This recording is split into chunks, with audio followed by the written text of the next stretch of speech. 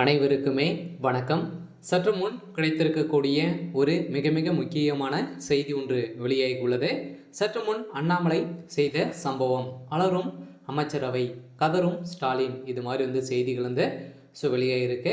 ஏற்கனவே அண்ணாமலை லண்டனிலிருந்து பார்த்தீங்கன்னா வந்த உடனே திமுகவில் ஒரு மிகப்பெரிய பிரச்சனைகள் போயிட்டு இருக்கு இல்லையா. திமுக செய்த ஒட்டுமொத்த ஊழல் ஆதாரத்தையும் வெளியிட போகிறதாக இப்போ அண்ணாமலை அவர்கள் செய்துட்டு இருக்கா இல்லையா. எப்படி அண்ணாமலை அவர்களுக்கு தெரியும் அப்படின்னா, மேலெடுத்த அனைத்துமே பிஜேபி தான் இருக்கு இல்லையா.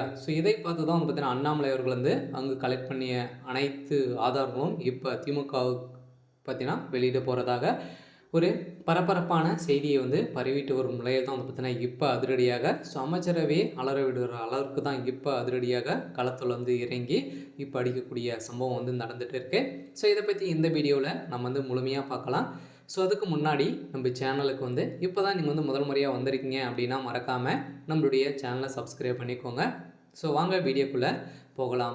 அண்ணாமலை அவர்களுக்கும் அதானி அவருடைய விஷயத்திலும் திமுக சிக்கனது அப்படின்றவர் எங்கிட்ட ஆதாரங்கள் இருக்குது அப்படின்ற மாதிரி தான் ஏற்கனவே சொல்லியிருந்தார் இல்லையா. இதை தொடர்ந்து பார்த்தீங்கன்னா சபரீசன், திமுகவுக்கு பின்னிருந்திருக்கக்கூடிய சபரீசன் அவர்கள் தான் பார்த்தீங்கன்னா அதானி இருவருமே சந்தித்து நிறைய நிறுவனங்களுக்கு பார்த்தீங்கன்னா ஒப்பந்தங்கள் குறித்து பேசி வந்த நிலையில் இந்த ஆதாரங்கள் அனைத்தையுமே பார்த்தீங்கன்னா அண்ணாமலை அவர்கள் வெளியிட போகிறதாக இப்போ 3 ஃபைல்கள் பார்த்தீங்கன்னா வெளியிட்டிருக்காரு. இதை தொடர்ந்து பார்த்தீங்கன்னா திடீர்னு கனமழை காரணமாக குடிநீரில் பார்த்தீங்கன்னா கலந்த 3 பேர் பரிதாபமாக உயிரிழந்த சம்பவம். இதுக்கு தகுந்த ஆதாரமும் இப்போ அண்ணாமலை அவர்கள் வெளியிட்ட சம்பவத்தினால்தான் அமைச்சரவை கதி கலங்கி போய் தான் இருக்குது. இதன் தொடர்பாக பாஜக மாநில தலைவர் அண்ணாமலை தனது ட்விட்டர் பக்கத்தில் கடந்த டிசம்பர் 5ஆம் அன்று சென்னை பல்லவரத்தில் குடிநீர் கழிவு நீர் கலந்ததால் 3 பேர் பலியானதும்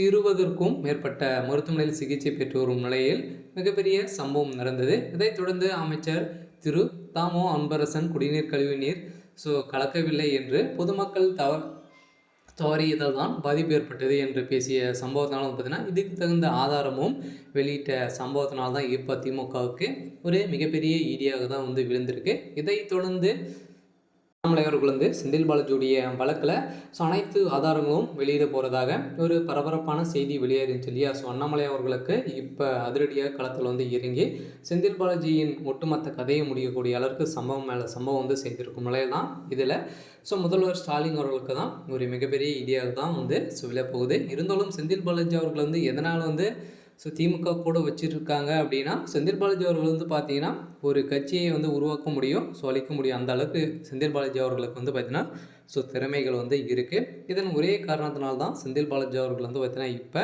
திமுகவுடைய கூட்டணியில் இணைத்து வச்சுருக்காங்க.